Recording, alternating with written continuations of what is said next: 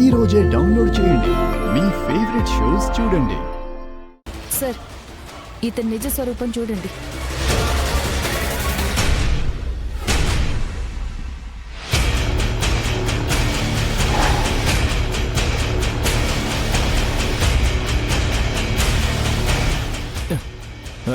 అది నేను కాదు, అందులో నేను కనపడట్లేదు. ఒక్క నిమిషం.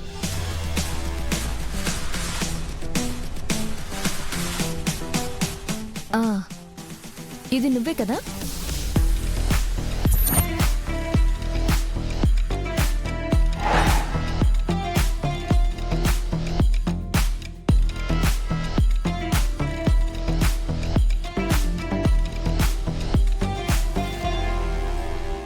హోటల్లో ఆ ఫారినర్స్ ని కలిసింది ఇతనే అని అక్కడ సీసీటీవీ ఫుటేజ్, ఇతను కట్టిన హోటల్ బిల్స్, వీళ్ళని చూసిన వెయిటర్స్ ని ఎంక్వైరీ చేయండి ఎస్ఐ గారు. రత్నంబాబు, సాక్ష్యాలు క్లియర్ గా ఉన్నాయి, రండి వెళదాం. నన్నే అరెస్ట్ చేపిస్తావా? నువ్వు మమ్మల్ని ఏం చేయలేవు. వెళ్ళి చేసిన మోసాలకి శిక్ష అనుభవించు. వెళ్ళు. కానిస్టేబుల్, తీసుకురండి. వెళ్ళండి సార్.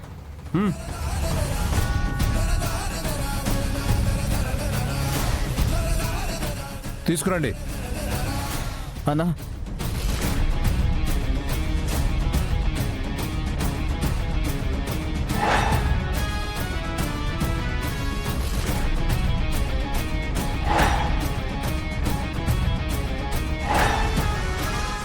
రత్నబాబు అవినీతి బయటపడడంతో అతన్ని డిస్క్వాలిఫై చేస్తున్నాం. తర్వాత పోటీదారుడు విహారి గారు. ఆయన్ని ఎన్నుకునే ముందు ఎవరైనా ఆయనకి పోటీగా నిలబడతారా? ఏంటి, ఇన్నాళ్ళు మన చేనేత కార్మికుల దగ్గర తీసుకొచ్చిన బట్టల్ని విదేశాలకి ఎగుమతి చేసేవాడా? అక్కడున్న చీప్ మెటీరియల్ని మనకు తీసుకొచ్చి ఇచ్చేవాడా? ఇలా చేయడం వల్ల బయటి దేశాల్లో మన చేనేత కార్మికులకు మార్కెట్లో ఎంత బ్యాడ్ నేమ్. అసలు ఇలాంటి మోసాల వల్ల మనల్ని ఎవరన్నా టెండర్కి పిలుస్తారా? ఇన్నాళ్ళు మోసపోయాం. ఒకసారి విహారీ గారికి కూడా అధ్యక్షుడిగా అవకాశం ఇచ్చి చూద్దాం. అవును, అది కూడా కరెక్టే. మా అధ్యక్షులు విహారీ గారే. అవును.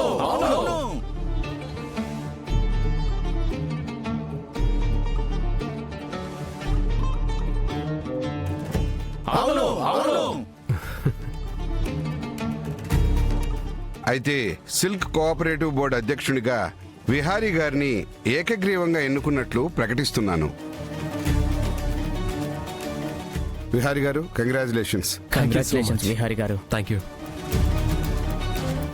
మీ మెమరాండం ప్రిపేర్ చేసి తీసుకొస్తాం. Okay. Hello. Thank you everyone. Thank you.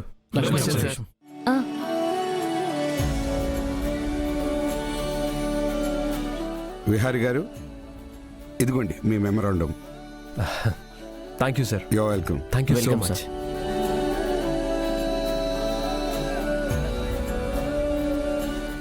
మీ అందరూ నన్ను అధ్యక్షుడిగా ఎన్నుకున్నందుకు కృతజ్ఞతలు.